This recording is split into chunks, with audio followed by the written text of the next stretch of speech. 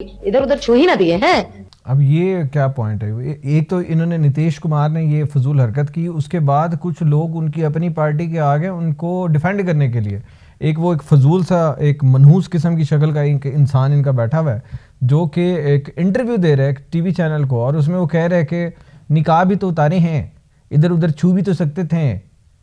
मतलब आप इनकी गलाजत जो है ना, इनके अल्फाज में देखिए कि वो क्या बकवास कर रहे हैं। उनको तमीज़ ही नहीं है कि क्या बोलना है, और उनको उस इवेंट की वो जो एक मसला हुआ उसकी सेंसिटिविटी का आइडिया ही नहीं है उसके नज़दीक, जिस पे ये अभी ये लड़की जो बात कर रही है, ये इंडियन लड़की, बिल्कुल ठीक पॉइंट है। मतलब आप कैसे इस तरह की फजूल किस्म की बात कर सकते हैं कि नकाब उतारे इधर उधर हाथ फेर देते तो क्या हो जाता?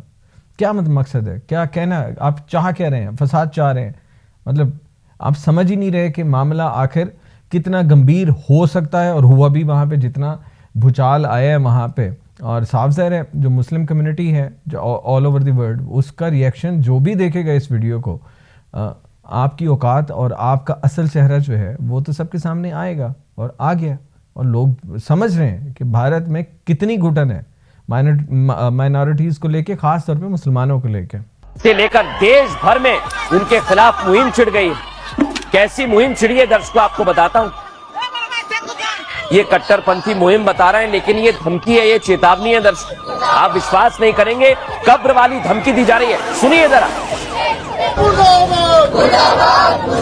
अच्छा, बहरहाल इसमें काफ़ी सारी वीडियोस हैं। इस पे मेरा पॉइंट इस वीडियो को बनाने का सिंपल जो एक मकसद था वो यही था कि जो चीज़ गलत है उसको गलत कहना चाहिए, उसे कंडेम करना चाहिए, चाहे आप पाकिस्तानी हैं, भारतीय हैं, जो भी हैं, दुनिया में जहाँ भी जो भी गलत हरकत हो रही है, कम से कम उसको गलत तो कहो ना।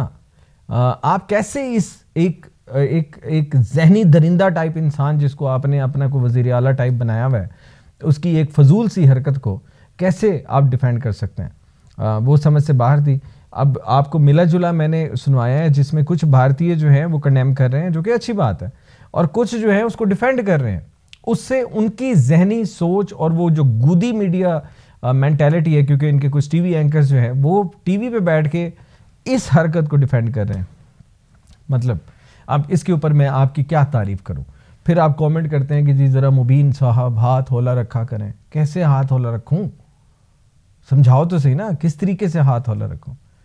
मतलब आप सच देखने सुनने को तैयार नहीं है तो उसका मेरे पास क्या इलाज है? बहरहाल मैंने जो कुछ मैंने कहा, हो सकता है मैंने गलत कहा हो, लेकिन जो आपकी अपनी भारतीय जनता इस वाक़ये के बाद कह रही है उस पर गौर कर लो।